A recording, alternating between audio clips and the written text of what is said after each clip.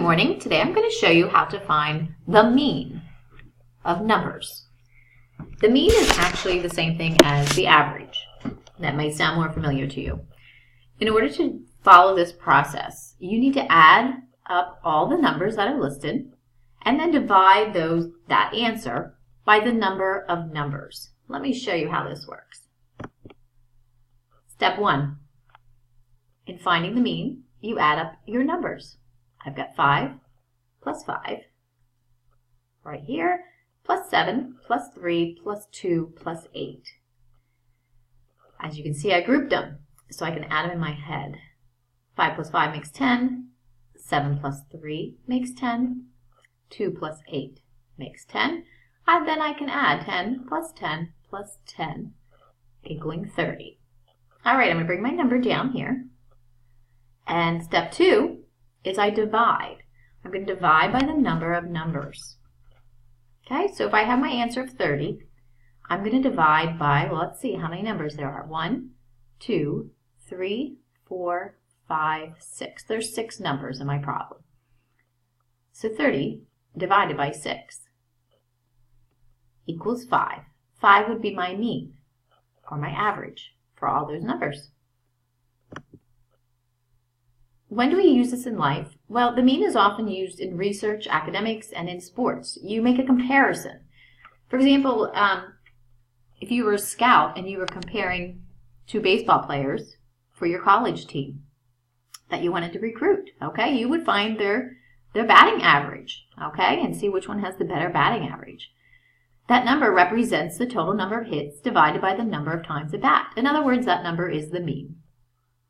In school, your final grade you get in a course is usually called the mean or the average, and it represents the total number of points you scored in the class divided by the number of possible points. All right, let's take a look at 2 basketball players. Here's one of them, Stephen Curry from the Golden State Warriors. All right, I looked up his field goals made from the last 2 seasons are what I'm comparing. The season from 2014 and 15 to the season that he just completed now, 2015-2016. Okay? So what is his field goals made average or mean for those 2 seasons? I add up all my numbers. Okay? First I grab the 653. He made them in 2014-2015 season.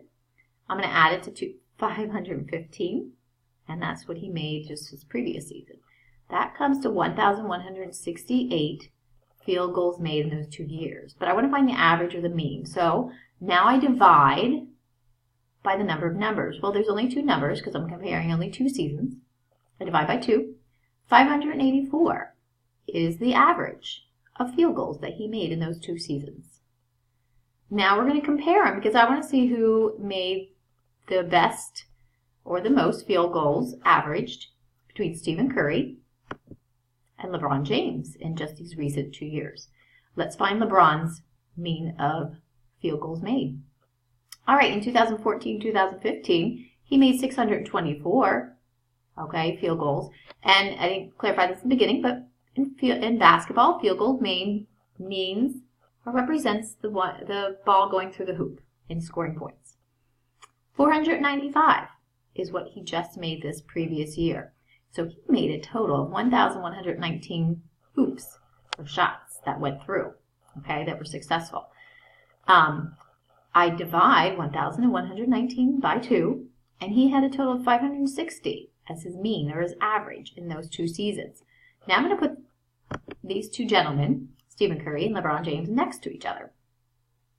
Stephen Curry, again, had 1,168 divided by 2. He had a total of 584 as his average or mean, and LeBron James had 560 as his average field goals in those 2 seasons. So you can tell by the screen, Stephen Curry had the better average in those 2 seasons. Now it's your turn to show me what you know. In step 1, all right, add up all the numbers. Here's your list of numbers.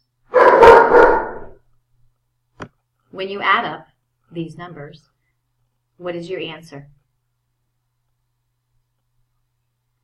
Then I want you to bring your answer right down here, and you're going to divide by, what number are you going to divide by? Put the answer off to the side there. Okay, now you've got your total, when you added up the numbers, divided by a certain number. What is the mean or average of that list of numbers? Nice job. That is how you find the mean.